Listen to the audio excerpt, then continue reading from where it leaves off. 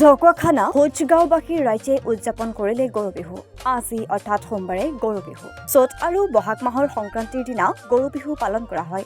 অসমীয়া সহজীৱনৰ অন্যতম উৎসৱ এই গৰু বিহু। ৰাজ্যৰ বিভিন্ন প্ৰান্তত পালন কৰা হৈছে গৰু বিহু। ইয়াৰ ব্যতিক্ৰম নহয় ঢকুৱাখানাও। পূৰ্ব পৰম্পৰাৰ অক্ষুণ্ণ ৰাখি ঢকুৱাখানাৰ বিভিন্ন প্ৰান্তৰ সমান্তৰালভাৱে হোজগাঁৱৰ এইসকল চহা কৃষকে সাতম পুৰুষীয়া ৰীতি নীতিৰে মানি সোমবাৰে পালন কৰে গৰু বিহু।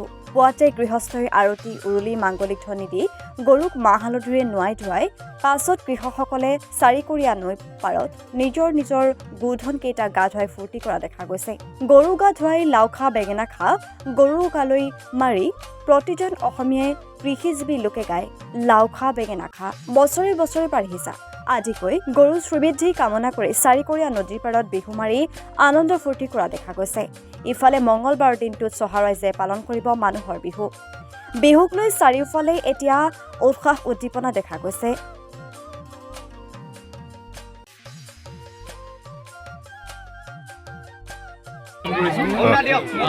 পৰম্পৰা ৰক্ষা কৰি আমাৰ যি আজোককাহঁত আছিলে ককাদেউতাহঁত আছিলে সকলোৱে এই গৰু বিহু উৰুকাৰ দিনা আমাৰ যদি চাৰিকৰীয়া নৈ পাৰত খুব সুন্দৰ এটা পৰিৱেশৰ মাজতে এনেকৈ সমঞ্জভাৱে গৰু গা ধুৱাই আহিছে আৰু গতিকে আমি সেই ঐতিহ্য পৰম্পৰা ৰক্ষা কৰি আমাৰ সকলোৱে মিলি আমাৰ এই চাৰিকৰীয়া নৈ পাৰতে আমি এই হেঁপাহৰ ৰঙালীটো উপভোগ কৰিবলৈ আজি এই আমাৰ নদীতলিতে মানে আমি আহি পাইছোঁহি আৰু দেখি খুব ভাল লাগিছে। সকলো আহি আমাৰ মাজত মানে থিয় হৈ আৰু সকলোৱে সহযোগিতা কৰি একেলগে আমি আজি গৰু গা ধুৱাইছোঁ।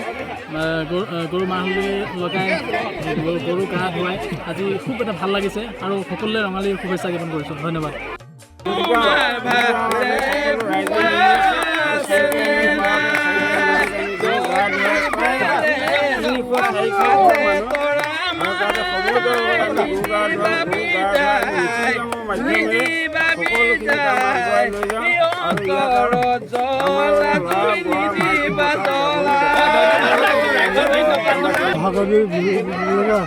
আমি মানে ব্যৱস্থা দিছোঁ যাতে আমাৰ সুচাব পাৰি আজি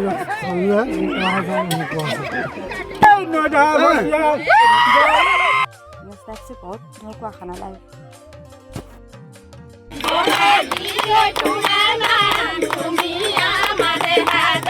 Wow!